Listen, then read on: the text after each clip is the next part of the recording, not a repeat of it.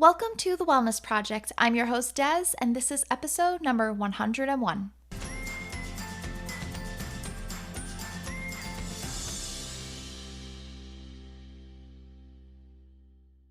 Hello, welcome, and thank you so much for tuning in today. Today I'm speaking with Jennifer Falloon. She's going to share her story about being raised by a mother with a mental illness, undiagnosed for a long time, and being emotionally abused by her parent. She's going to share her story of how she dealt with that emotional abuse, how the emotional abuse impacted her mental health, and how she began to heal. I think this is such an important topic and not one we speak about enough. So I'm so glad that Jennifer is on the show to talk with me today. We really need to shine more of a light on children that are not only physically abused or sexually abused by their parents, but also emotionally abused or neglected. I'm looking forward to hearing Jennifer's story because it's such an important one, and I'm really thankful for her being here today. Help me welcome Jennifer. Everyone, I am here with Jennifer Falloon. Jennifer, thank you so much for joining me today. Absolutely. Thank you for having me on. Yeah, I'm really looking forward to speaking with you today. So, to get us started, can you introduce yourself, who you are, and share your story about being raised by a parent with a mental illness? Yeah, absolutely. I'm Jennifer Falloon. I'm the owner of Vorsa Investments. I'm a multifamily real estate syndication and acquisition company. So I buy apartments all over the nation and I give busy professionals the opportunity to partner with me. There are usually people that want to own real estate, but they don't want to be landlords. And this is really a big deal for me because I wasn't raised to be any kind of professional whatsoever. My mother was not diagnosed. So growing up in the 80s, there wasn't mental health awareness. If your parent had a mental health issue, then, they were just kind of labeled crazy, right? So growing up, I didn't realize my mom was bipolar. And I don't know if she was schizophrenic at that time. I would sometimes like to think that she was because she was very cruel. There would be times where I would tell her something and she would swear that I didn't. And so looking back, would like to think that that was due to the mental health and not just her cruelty, but it was hard. She was absolutely bipolar. She is diagnosed schizophrenic now. Yeah, it's just super hard growing up in a household where you're constantly belittled. I was never good enough. I had plans. Growing up, I was like all about the LA Lakers, and I was going to be an LA Laker. Well, I was first going to go to a California college. I was going to be a cheerleader, and then I was going to dance for the LA Lakers. And then, I was going to go to law school, and I had all these plans. And I would talk about it. And one day, I guess she just, was in one of her moods and was like, you're never going to California. You're never going to law school. You're never going to dance or cheer. You're not good enough. We would never be able to afford it, even if you were. And I never spoke of that again. It just went away. And that was just, some of the cruel things that she liked to do. If there was anything that made me happy, she would absolutely go out of her way to destroy that. Growing up, even at 12 years old, when I'm wanting to experiment with, the big fluffy hair that everybody had in the 80s and 90s and makeup, she would constantly, if I stepped out of the norm in any way, she would say, you look like a whore, or do you want to be a whore? Is that what you want to be, a whore when you grow up? And so I was always very careful to never stand out, to always blend in, to never do, never experiment with hair, makeup. And so really hard. And as soon as I graduated high school, I was out of there. And, I struggled. I struggled a lot because I had incredibly low self-esteem and didn't think that I was allowed to do anything. And I would self-sabotage all the time because I was just, that was just ingrained that you're not allowed to be anything. You're not allowed to do anything. What are you trying to do? Who are you trying to prove? And anytime I would do well too, she'd be like, you just think you're better than everybody else. And that was something that I never wanted to be. I never wanted to be better than anybody else. I just wanted to be. And so if I felt like I was going to get a promotion at work or I moved up in any way, I would self sabotage that because I didn't want the accolades and I didn't want anybody to think I was trying to be better than somebody else. So I just, confined myself. And it wasn't until I was in my late 20s, early 30s that I decided I had to break free from that mental carnage. And I just started to change my mindset and say that I was too good enough, that I was tired of living a mediocre life. And I just went after my dreams and started doing things. I decided I didn't care if anybody thought I was better than them. And I didn't care if anybody thought I was worthy or deserving. I was going to go out there and do the things I wanted to do. Oh, wow. Thank you so much for sharing your story. I mean, that's incredibly hurtful and painful, all those things she said to you. I'm so sorry you had to experience that. As a child, did you realize that your mother had a mental illness? Absolutely not. In the 80s, even if she had went to the doctor, I don't know that they would have diagnosed, and she wouldn't have. So she is very narcissistic. She is very much, if you told her like, hey, you're being crazy or why are you, what's going on? She would absolutely reflect that. Like, I wouldn't be crazy if you weren't bad. And I wouldn't be crazy or I wouldn't yell if it weren't for you. So growing up, I just always felt like, well, it's my fault. Yeah, and that she was just cruel, and she really is mean. Yeah, and so, like, everybody that came over just thought I had a super mean mom and super cruel, and I think the hardest part was feeling crazy myself because, like I had mentioned earlier, I would tell her things. I would tell her I needed school supplies, or I would tell her that I was going to a friend's house, or I would tell her that somebody was coming over. And then that event would happen. Like, the next day I'd be like, hey, I told you I needed school supplies. And she'd say, you never told me that. And you're a liar. That was the other thing. Like, I was always a liar. Everything that came out of my mouth was a lie. And I would think I was crazy because I would be like, what if I really didn't tell her that? Like, I swore I told her that. And there were times like I would just argue with her and say, I did too. Like, this is where we were standing and this is what time it was. And this is exactly what I said. And this is what you said to me. And she'd be like, you're such a liar. I would panic inside because I thought maybe I'm crazy. And these things aren't really happening, but yet I'm imagining them to happen. And my only saving grace was, a couple of these instances happened when friends were present. I was able to go to them and say, this really did happen, right? I'm not crazy. And they'd be like, no. And, if they stuck up for me and said, like, hey, that really did happen, she would be like, well, you're just lying for her. Why are you lying for her? Don't let her turn you into a liar. But it would make me feel better because I was like, okay, I'm not crazy. This isn't me. This situation really did happen.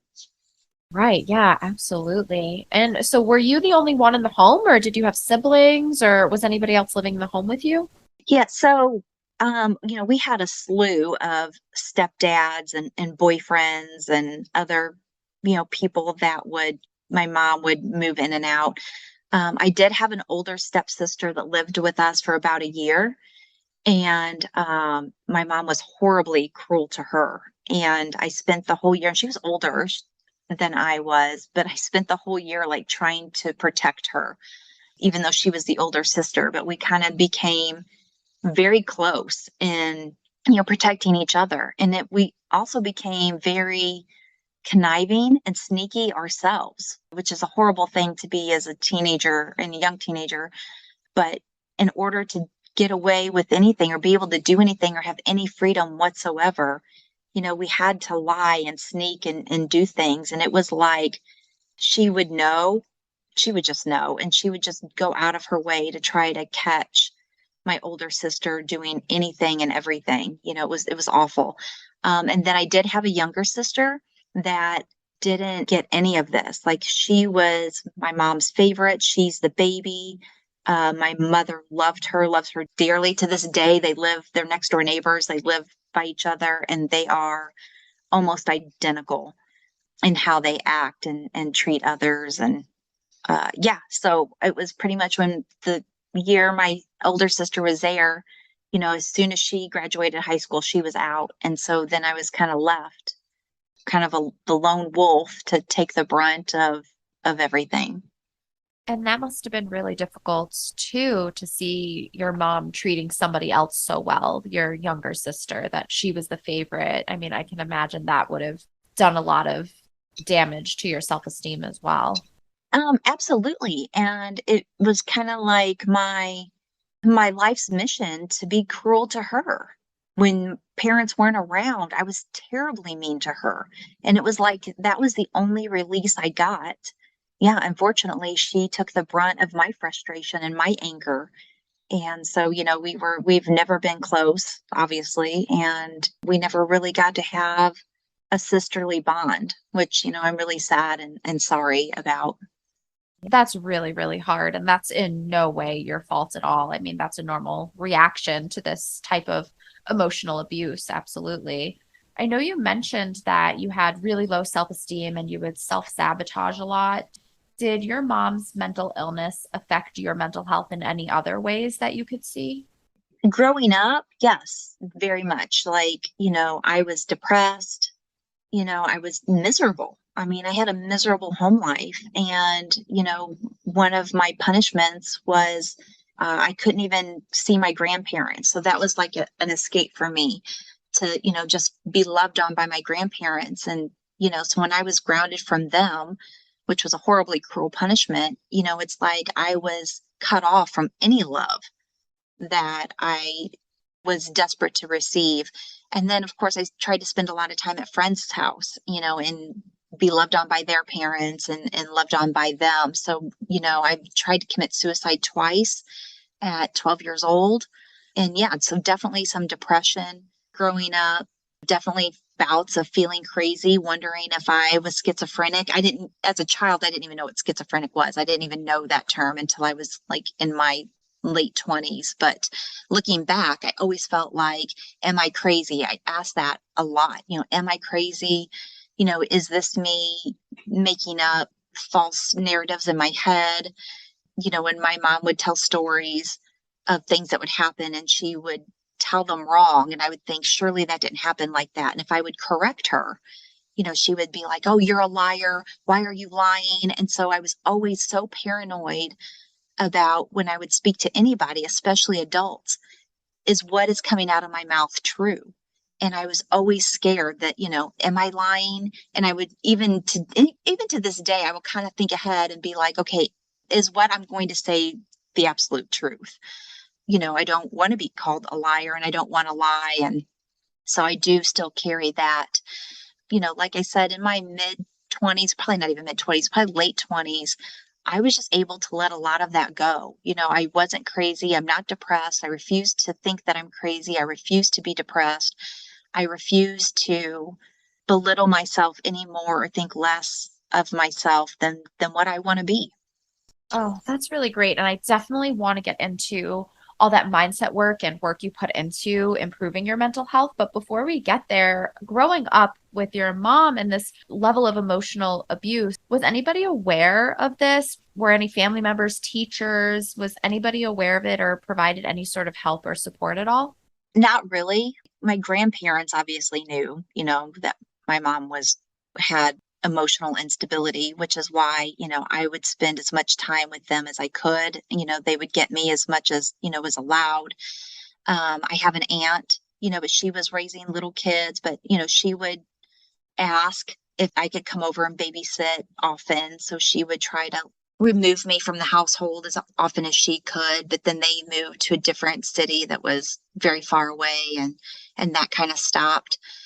When my mom married her third husband, we were estranged from my father. It was my second dad, but he was like my dad and his family. We weren't allowed to see them, talk to them, affiliate with them in any way, and that was devastating. So when they got a divorce, we were allowed to see that side of our family again, and they really rallied. My paternal grandparents, my paternal aunt and uncle, they really stepped forward, and we spent a lot of time with them at their houses.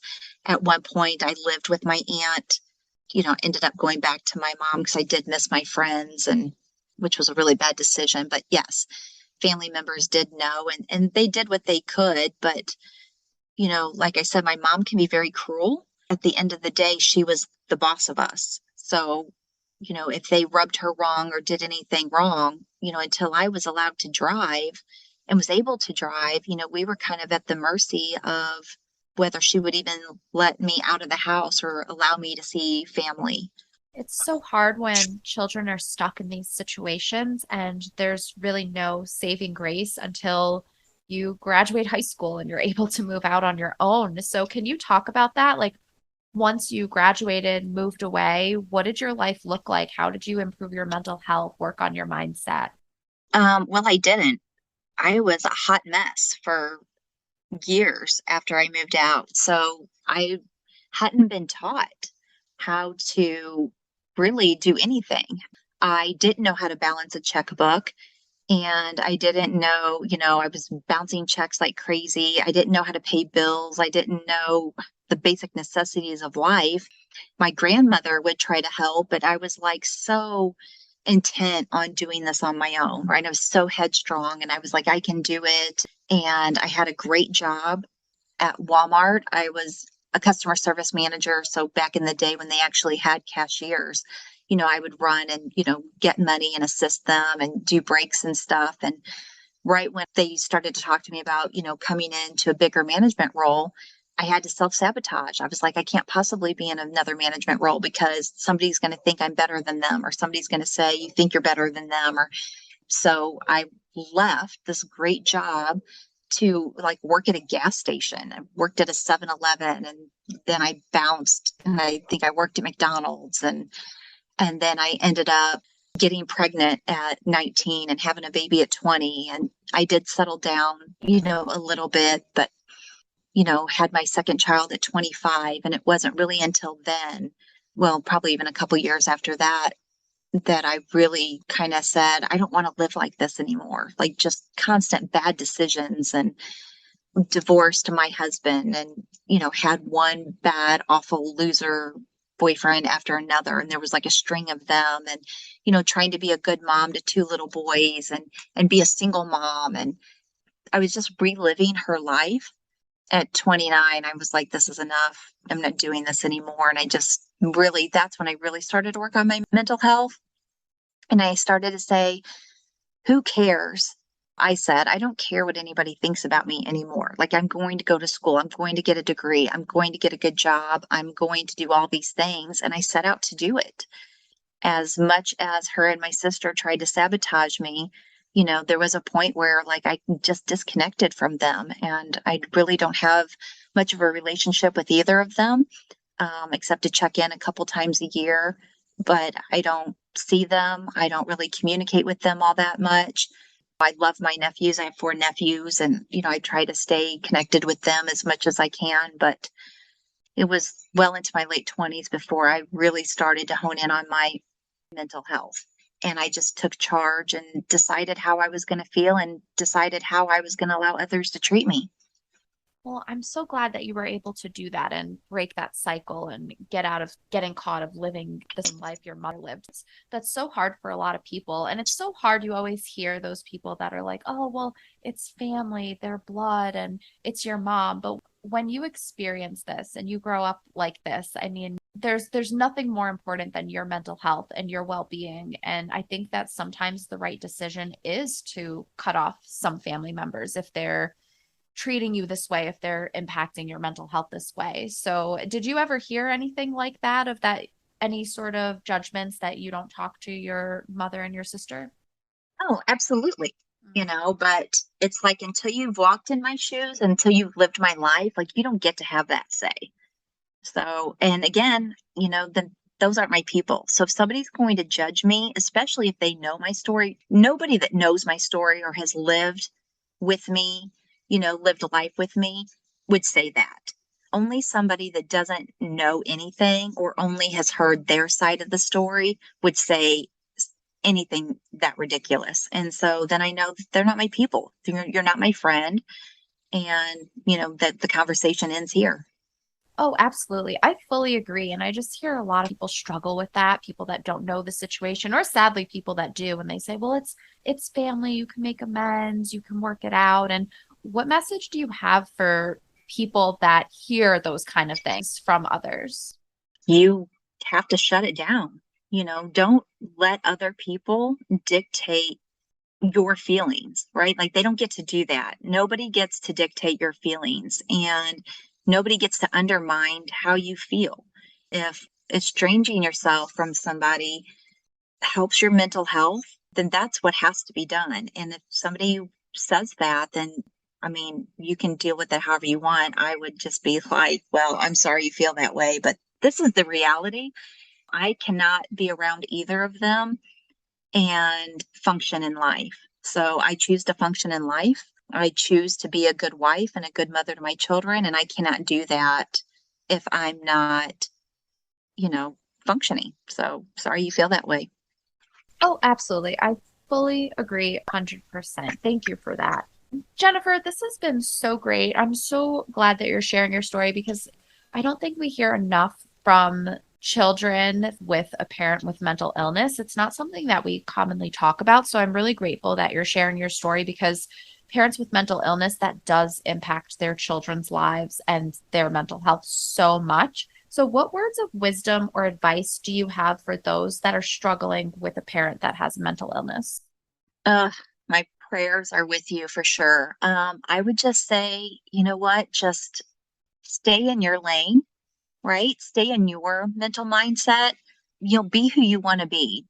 We can't listen. And I am super sad for younger children that, won't hear this and don't know this. But, even teenagers, or if you know of a teenager, if it's not yours, if it's not you directly, but just let them know that you love them. Feel loved despite your parent.